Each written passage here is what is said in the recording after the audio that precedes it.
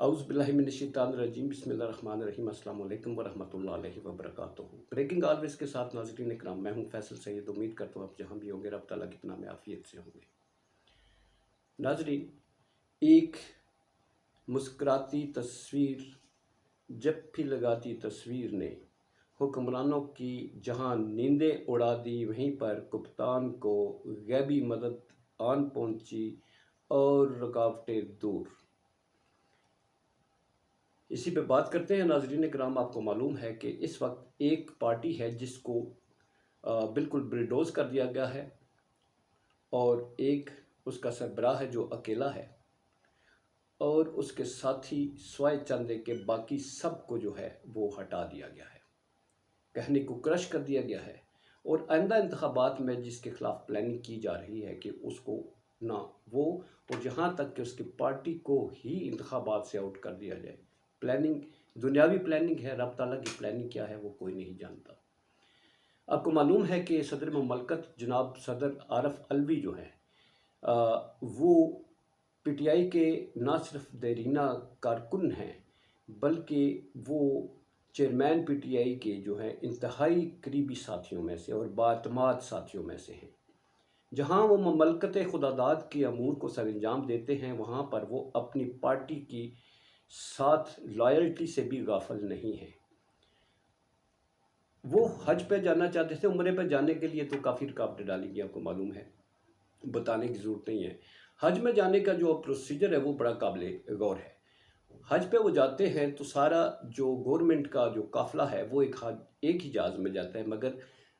صدر علوی جو ہیں وہ الگ سے جاتے ہیں۔ کوئی شیڈول نہیں ہے کہ وہاں پر کیا کرنا ہے، جا کے حج ادا کرنا ہے۔ فریضہ حج میں اور عبادات میں مصروفیات رہے وہ، اور وہیں سے انہوں نے پرنس سلمان جو ہے ان کو میسج بھیجا ملاقات کے لیے۔ ملاقات کی جو ان کی ریکویسٹ تھی وہ قبول کر لی گئی۔ وہ ملاقات ہوتی ہے، اور اس ملاقات میں ایک انتہائی خوشگوار قسم کی جو تصویر آتی ہے، اس نے خطے میں موجود تمام افراد بالخصوص پاکستان جو ہیں حکمرانوں کو ایک بڑا کلیئر کٹ میسج دیا ہے، جس نے یہاں کے اس وقت جو ہے جہاں پریشانی پائی جاتی ہے وہاں بھارت میں بھی پریشانی پائی جاتی ہے۔ ناظرین، اس کی کچھ پس منظر جو ہے وہ آپ کو معلوم ہونا چاہیے کہ اس وقت کے حکمران جو ہیں وہ بھارت نواز ہیں، امریکہ نواز ہیں، اور جو سابق حکمران ہے کپتان، وہ بھارت کے سخت مخالف تھا، اور اس نے بھارت سے تعلقات منقطع کر لیے تھے۔ جو بھارت میں کرفیو لگایا گیا تھا، وہ لاک ڈاؤن کیا گیا تھا لمبے عرصے کے لیے، تو کپتان نے بولا تھا کہ اس وقت تک آپ سے نہ تجارت ہوگی نہ بات ہوگی جب تک کشمیر کو واپس اپنے سٹیٹس پر نہیں لایا جاتا، اور اس کی حکومت کے گرنے تک بھارت سے ہماری تجارت اور تعلقات ختم تھے۔ اس حکومت نے آدھے ہی سب سے پہلے بھارت کے ساتھ تجارتی جو ہے وہ تعلقات بحال کیے، وفود کے تبادلوں کا سلسلہ شروع ہوا، اور جو بھارت کے ساتھ دوستی کا ہاتھ بڑھا دیا گیا، یہاں تک کہ ہمارے منسٹر جو ہیں وہ بھی وہاں پر، وزیر تجارت جو ہے وہ بھی دورہ کر چکے۔ یہاں تک بھی ٹھیک لگا ہوگا، مگر جو بھارت اور امریکہ کا جو حالیہ گٹھ جوڑ آیا ہے سامنے، وہ گٹھ جوڑ جو ہے وہ سعودیہ کو اور چائنا کو ناپسند ہے۔ آپ کو معلوم ہے کہ سعودی عرب جو ہے وہ امریکہ کو چھوڑ چکا ہے، اب وہ امریکہ کو آنکھیں دکھاتا ہے۔ ادھر سے چائنا جو ہے اس کی بھارت کے ساتھ اور امریکہ دونوں کے ساتھ جو ہے اس وقت جتنے محاذ رہے، جتنے بڑے پر جو جنگ کے لیول پر جا چکی ہے، وہ بھی پوری دنیا جانتی ہے۔ پھر بھارت اور امریکہ کا ایک مشترکہ اعلامیہ آیا، جس میں پاکستان کو دہشت گرد ملک قرار دیتے ہوئے بھرپور مذمت کی گئی، اور اس مذمت کے جواب میں پاکستان سے اس طرح کی آواز نہیں اٹھی، اس طرح کی جو بھرپور اور ایک دلیرانہ آواز تھی جو کپتان اٹھاتا تھا، وہ یہاں سے نہیں آئی۔ ایک ایسی بودی کہتے ہیں گونگلوں سے مٹی جھاڑنے کے لیے کہ لوگ کہیں گے بھی آپ نے رد عمل نہیں دیا، وہ ایک رد عمل مرا ہوا سا رد عمل دیا گیا، اور جس نے سعودی عرب کو جو ہے اس کے کان کھڑے کر دیے۔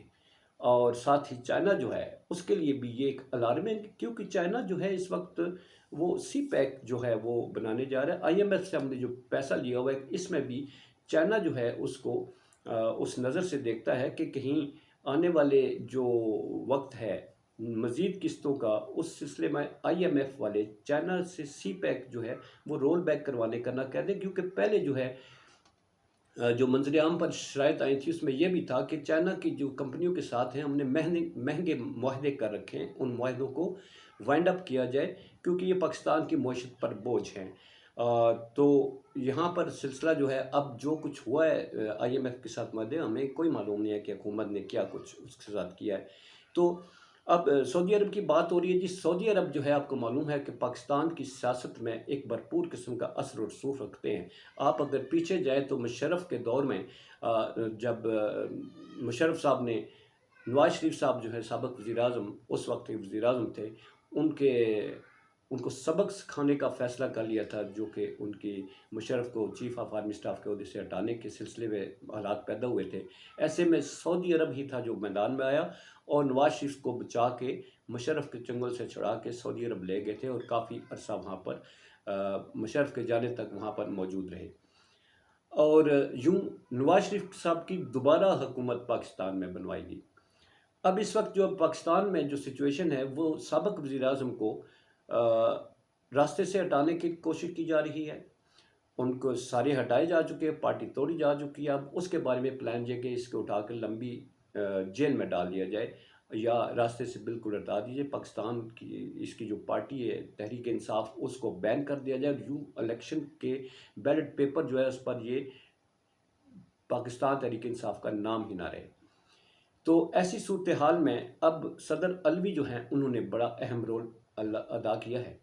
وہاں پر یہ نہیں ہوا ہوگا کہ جناب یہ خطے کی صورتحال ڈسکس ہوئی ہے اور وہاں پر بین ہے چیئرمین کا نام لینا، چیئرمین کا نام ہی وہاں پر زیر بحث آیا ہوگا، اور یہی امپارٹنٹ بحث ہوئی کہ پاکستان جو ہے وہ اس وقت پاکستان سے جو سعودی عرب کو توقعات ہے وہ اس حکومت سے ہوتے ہوئے پوری نظر نہیں آتی۔ سعودی عرب کو پاکستان میں وہ حکومت چاہیے جو بھارت کے خلاف کھڑی ہو، بھرپور قسم کا اس کے خلاف اپنی آواز اٹھانے والی حکومت ہو، اور وہ تھی ایک ہی کپتان۔ چونکہ سعودی عرب، ایران، چائنا، رشیا جو ہیں یہ اس وقت ایک نئے بلاک کی صورت اختیار کر چکے ہیں، اور اس میں بھارت اور امریکہ جو ہیں ایک الگ کراس میں بیچ میں لگا کے آگے ہیں کہ یہ ان کی ایک بڑی گٹھ جوڑ جو ہے وہ سعودی عرب کو کھٹک رہی ہے، اور وہ اس لیے کھٹک رہی ہے کہ بھارت کے ساتھ پاکستان جو ہے یہ قریب ہے، اور پاکستان ہی امریکہ کے ساتھ بھی اپنے تعلقات بڑھانے کے لیے اس وقت دن رات ایک کیا ہوا ہے۔ تو ایسی صورتحال میں آنے والے دن کپتان کو ایک غیبی مدد کی صورت میں جو ہے وہ آپ کو بدلتے ہوئے نظر آئیں گے، اور حکمران جو ہیں یہ اپنے آپ کو اس کے بعد کس پلڑے میں رکھتے ہیں یہ ان کے ہاتھ میں ہے۔ اور اب جو اللہ تعالیٰ کی جو پلان ہوتے ہیں وہ کچھ اور ہوتے ہیں۔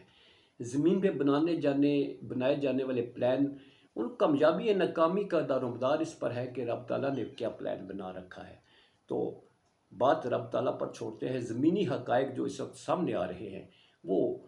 ایسے ہی لگتا ہے جیسے کپتان کو غیبی مدد پہنچ چکی ہے۔ اپنا بہت سارا خیال رکھیے۔ پاکستان زندہ باد، پاک افواج پائندہ باد۔